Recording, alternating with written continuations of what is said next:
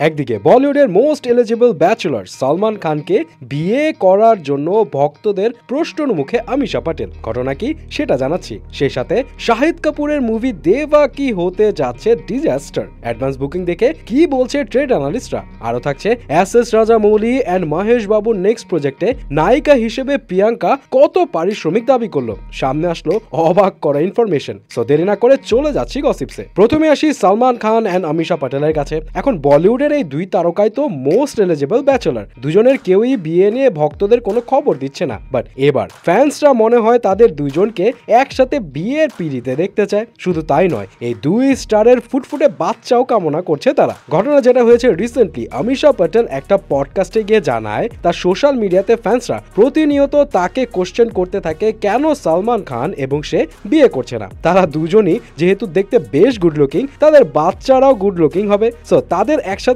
বিয়ে করা উচিত। এন্ড আমিষা তার উত্তরে জানায় আসলে মানুষ বোধহয় সুন্দর জিনিস একসাথে দেখতে পছন্দ করে, কারণ কাহো না প্যার হে সিনেমার পর ফ্যান্সরা ঋতিক এবং আমিষাকে একসাথে দেখতে চেয়েছিল, বাট পরে যখন ঋতিকের বিয়ের খবর সামনে আসে তখন ফ্যান্সদের বেশ হার্ট ব্রেক হয়। যাই হোক, আপনার কি মনে হয় আসলেই সালমান এন্ড আমিষার বিয়ে করা উচিত কিনা? অন্যদিকে 31শে জানুয়ারি মানে আগামীকাল তো রিলিজ পেতে যাচ্ছে শাহিদ কাপুরের দেবা মুভি, এন্ড গতকাল থেকে এই মুভির অ্যাডভান্স বুকিং শুরু হয়। যদিও মুভির টিজার এন্ড গানের পরে বেশ হাইপ ছিল দেবার, বাট ট্রেলারের পর একটা মিক্সড রিঅ্যাকশন দেখা যাচ্ছে অডিয়েন্সদের মধ্যে, এন্ড এই মিক্সড রিঅ্যাকশনের জন্যই হয়তো অ্যাডভান্স বুকিং এ কিছুটা পিছিয়ে আছে দেবা। কারণ মিডিয়া রিপোর্টস থেকে জানা যায় 24 ঘন্টায় অল ওভার ইন্ডিয়াতে দেবার গ্রস কালেকশন হয়েছে 77 লাখ রুপি, যার মধ্যে টিকিট সেল হয়েছে প্রায় 32,000 এন্ড 7,000 শো পেয়েছে দেবা। তবে 24 ঘন্টায় অ্যাডভান্স বুকিং এ এই কালেকশন ভুলভুলাইয়া 3 এর থেকে কিছুটা বেশি হলেও রামচরণের গেম চেঞ্জার থেকে বেশ কম। এন্ড ট্রেড অ্যানালিস্টদের ধারণা ফার্স্ট ডেতে দেবা 4 থেকে 5 কোটি রুপির বেশি